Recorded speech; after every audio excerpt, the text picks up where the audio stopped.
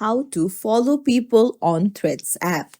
Hey everyone, welcome back to the channel. If you are new here, don't forget to hit the subscribe button and turn on the notification bell to not miss any updates. In this video, I'll show you how to follow people on Instagram Threads so you can see their posts in your feed. So, first things first, open up the Threads app and make sure that you're logged in.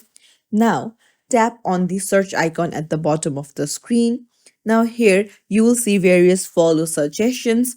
You can just tap on follow if you want to, or you can also search for the person whom you want to follow. Just search for their name and all the results will show up. Just tap on the one that you want to follow and you can see follow button right there. Just tap on it, and once it changes to following, you're all set.